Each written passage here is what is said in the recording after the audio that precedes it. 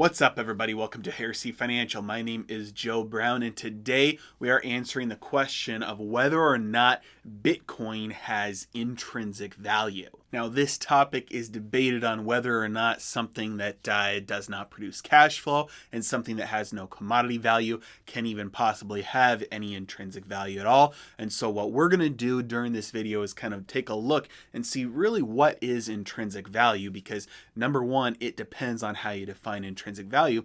But even further than that, it kind of depends on how you define value as well. So in this video, we're going to dive into both of those things to take a look to see if indeed whether or not Bitcoin has intrinsic value. Let's dive in.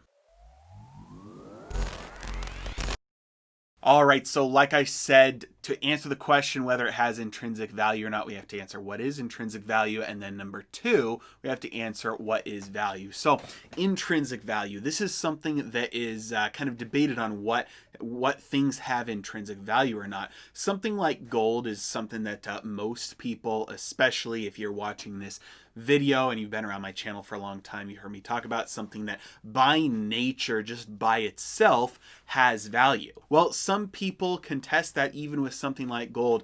Popular Christian financial radio host Dave Ramsey is famous for talking about how gold has no intrinsic value. He says, I don't invest in bricks, and therefore I don't invest in bricks made of gold either. Well, the problem with this, there's two main problems with this, and the first one is a category error, right? So it's conflating investments with money, and they're two different things. Talked about this on my channel a lot of times before, but there's a big difference between investments and money, and then ultimately speculations as well. If it's an investment, it needs to produce income or cash flow. It's got to be equity that produces a cash flow. And so that's kind of the definition of an investment. It's an asset that you have equity in that produces cash flow for you. Something that serves as a store of wealth and a medium of exchange, that's money. And so something like currency is used as money. Gold, Bitcoin, these fall into the category of money. In times past, seashells and large stones, these have been forms of money, as rice forms of money as well. Even small animals sometimes, like small birds, have been used as money, stores of wealth, medium of exchange. They don't produce income for you. They're, like a bag of rice. It's not going to produce income for you. It's not an investment, but it's money. It's something that stores your wealth and will allow you to, be used as a middleman of exchange for, other things that you want. And it allows some sort of, at least somewhat objective measure. This cow is worth 100 bags of rice, and a pair of shoes is worth, a quarter of a bag of rice or whatever. So money allows other things to be valued in its own terms, so that there can be some sort of objective value set on other things, measured in that money. And so that's the category of money. Now, the second mistake that he makes with saying that he doesn't invest in bricks is that in many cultures, bricks themselves actually have operated as money in the past. If you've ever been to a third world country, you might have seen there are a lot of houses or buildings that have extra walls or giant piles of bricks or extra rooms that people will store up. And from the outside, you might look at this and think, hey, this is kind of stupid. You could invest this money or save it up. Why are you buying bricks that you don't need? Why are you building walls you don't need? Why are you building rooms you don't need? And from at first glance, it can look like a bad financial decision. But this is actually the way that you can save in cultures like this, where you don't have access to banking, where you don't have access to or enough money to buy things of a lot higher value. Bricks, number one, they're durable. They don't break easily. Number two, they're semi-easily transportable. And number three, they're difficult for theft, especially if you've built them into an extra wall. And so people will actually build extra walls and rooms with extra bricks to store up their wealth. And then if something happens where they need to spend a large amount of money, they can disassemble the wall. It takes a little bit of work, and they can go sell the bricks because they're durable and they're usable for actual building. And so it's a way that they store up wealth, and it's a pretty genius way to do this, especially when you don't have a lot of money, and so this kind of I'm circling the topic of intrinsic value. For something to have intrinsic value, it's got to be able to be used for something that is valued, right? And so that's kind of the topic of intrinsic value. Now you might say, hey, well, Bitcoin can't have intrinsic value because it doesn't have any commodity value and there's nothing physical attached to it, so it can't have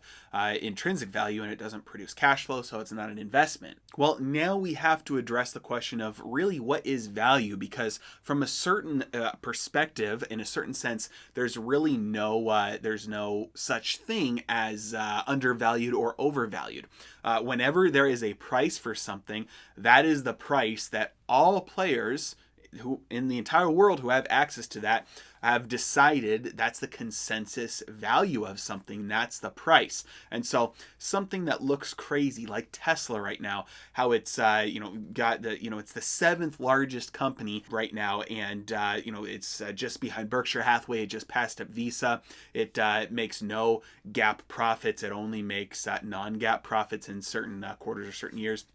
And its valuation, if Apple was valued the same as Tesla in terms of its valuation, that would put its price per share at, like, after this last split that just happened, at like $4,000 a share, and it would give it a $70 trillion market cap. It's already the biggest right now at $2 trillion. And so by almost any metric, you could look at Tesla and say it's overvalued, right? Well, hold on though, because every single market participant who has the ability to buy those shares, or who owns them and has the ability to sell those shares, or somebody who knew to come in and short those shares, all together, all that buying and selling pressure coming together to purchase equity in a company, have come to a consensus, and it has made that price land at, it's $500 or $475 per share right now. And so the price of anything is actually, by definition, its true value. Now, you can look at that and you can say, hey, the consensus is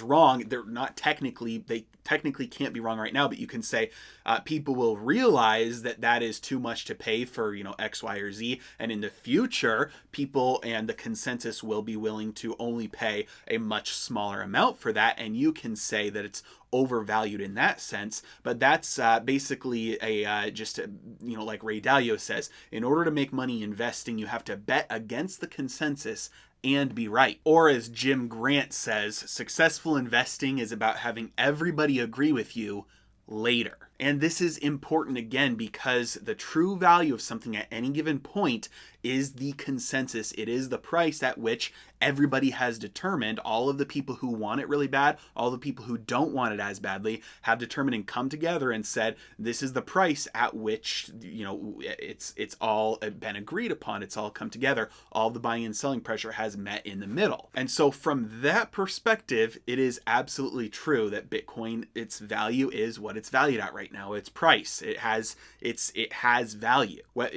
There's no such thing as overvalued or undervalued from that perspective. The value is what it currently costs. Now, you may look at it and you can say, hey, because there's no commodity value, because it's nothing physical, because it doesn't produce income, everybody who has bought it and has bid up the price is wrong, and in the future it will be, worth a lot less, or even zero. Like Peter Schiff always says, Bitcoin's going to zero at some point.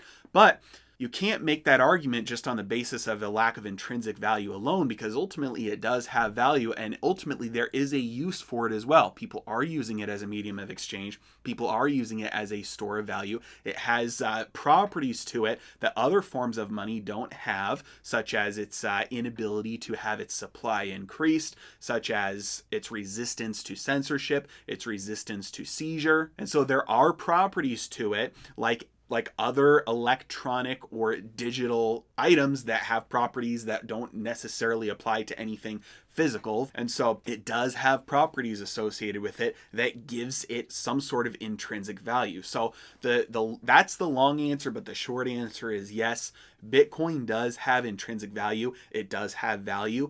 And just like anything, the current price at which it is selling at is its inherent value. Now, you might look at it and you might say, based on the trends and based on what is happening right now, based on monetary policy, I believe the consensus is wrong.